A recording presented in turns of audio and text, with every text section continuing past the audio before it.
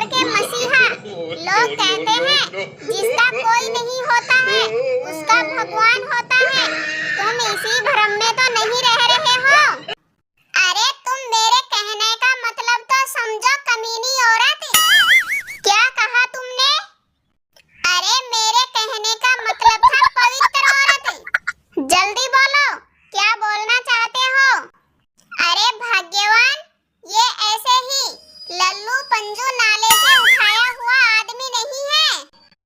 तो ये क्या कोई अवतारी पुरुष है जो मैं इसकी आरती उतारूं? अरे भाग्यवान समझो, इसको ब्लड कैंसर है। क्या हमने यहाँ अस्पताल खोल रखी है क्या? नहीं नहीं, मैं आपको नर्स लगती हूँ क्या? तुम सभी दुनिया के लंगड़े लूले आदमी को यहाँ उठाकर ले आओ और सभी को घर में ठूस डालो। मैं कहती हूँ जहाँ से इसे उठाकर लाए हो वहीं फेंक आओ, वरना मुझसे बुरा कोई नहीं होगा। अरे भाग्यवान, तुम मेरी बात तो सुनो। उसको ब्लड कैंसर है और उसके पास करोड़ों की संपत्ति है और वो आदमी 2-4 दिन में मरने वाला है। देखो जी, उससे हमें क्या लेना देना। देखो भाग्यवान, वो कुछ दिन का मेहमान है। अगर हम लोग उसकी अच्छी तरह सेवा करेंगे तो वो अपनी सारी संपत्ति हमारे नाम कर जाएगा और फिर हम मालामाल हो जाएंगे। अरे प्राणनाथ, जल्दी से फूलों से थाली तैयार करो और देसी घी का दिया जलाओ। आज मैं देवर जी की जी भर के आरती उतारूंगी।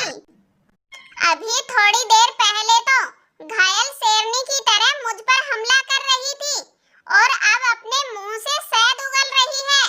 हे भगवान, कैसी है तेरी माया, कोई नहीं समझ पाया। अब तुम खड़े खड़े यहाँ मेरा मुंह क्या देख रहे हो? जल्दी से जाकर देवर जी को लेकर आओ। अगर वो कहीं चल गए ना तो मैं तुझे मार मार कर तेरा पिछवाड़ा लाल कर दूंगी। चलो भाई साहब, तुम्हारी भाभी जी तुम्हें अंदर बुला रही है।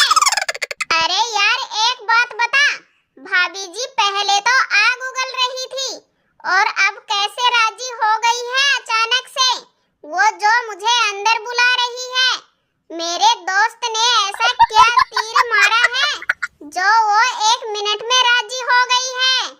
अरे भाई, तुम्हें नहीं पता, बीवियों को 2 ही तरीकों से वश में किया जा सकता है। एक तो अपने दिल पर पत्थर रखकर उनकी झूठी मूठी तारीफ कर दो। दूसरा, उनको कुछ पैसों का लालच दे दो, फिर वो दुम हिलाती हुई आपकी सारी बात मानेगी।